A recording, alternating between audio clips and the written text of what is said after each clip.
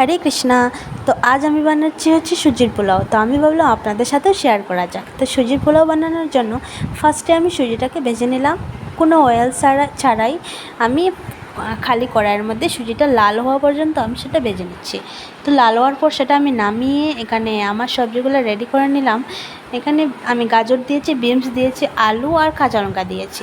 আপনারা চাইলে বাদামও দিতে পারেন, ফুলকপিও দিতে পারেন। তো আমি সেটা অ্যাড করলাম না।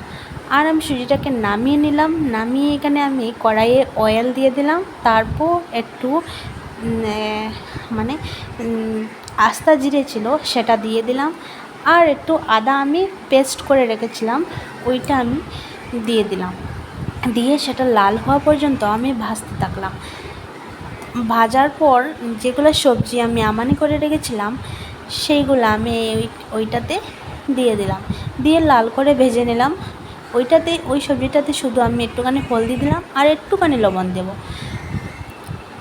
তো সেটা আমি লাল হওয়া পর্যন্ত আমি ভেজে নেব। লাল হওয়ার পর আমি যে সুজিটা আমি ভেজে রেখেছি ওইটা আমি ওইটার মধ্যে দিয়ে দেবো। দেখতেই পাচ্ছেন লাল লাল হয়ে যাচ্ছে অলরেডি সবজিগুলো। তো আমি হলদিটা ইউজ করলাম আর এখানে লবণটাই ইউজ করলাম, আর কিছু ইউজ করলাম না। তো লাল হয়ে গেছে। তো এবার আমি দিয়ে দিলাম সুজিটা দেওয়ার পর একটুখানি ওইটা লাড়িয়ে নেবেন। লাড়ানোর পর ওইখানে দেখতেই পাচ্ছেন কি সুন্দর হয়েছে। তো এবার আমি এখানে একটুখানি লবণ দিয়ে দেব, চিনি দিয়ে দেব। তো আপনারা চিনি দিয়ে দেবেন একটুখানি, আর লবণ একটুখানি দিয়ে দেবেন, মানে স্বাদ অনুযায়ী আপনারা একটু লবণ দিয়ে দেবেন। তারপর একটু ঘিও দিয়ে দিতে পারেন। আমি একটু ঘি অ্যাড করে নিলাম এটাতে। আমি একটু ঘি দিয়ে দিলাম। যদি আপনার না থাকে ঘি তাহলে আপনারা না দিয়েও আপনি বানাতে পারেন, ঘি ছাড়াও বানাতে পারেন। তো আমি এখানে ঘি একটু দিয়ে দিলাম, আর একটু জল দিয়ে সেটা আমি ভালো করে লাড়িয়ে ফার্স্টে আমি ওই মিশ্রণটাকে লাড়িয়ে নিলাম। দেখতে পাচ্ছেন লাড়িয়ে নিলাম। তারপর আমি একটু জল দিয়ে, কত সুন্দর লাগতে দেখতেই পাচ্ছেন, তারপর একটু জল দিয়ে আমি সেটা ভালো করে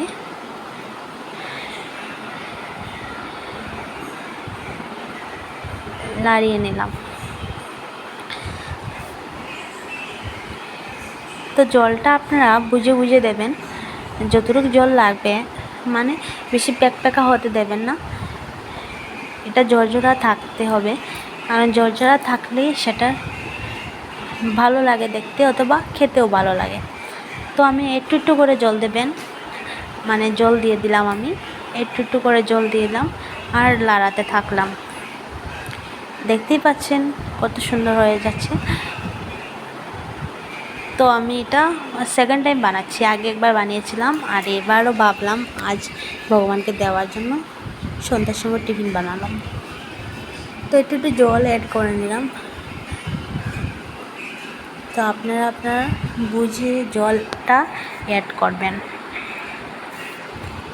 তো জল দিতে দিতে লাড়িয়ে নেবেন ভালো করে। দেখতেই পাচ্ছেন আমার সুজির পোলাও পুরো রেডি হয়ে গেছে।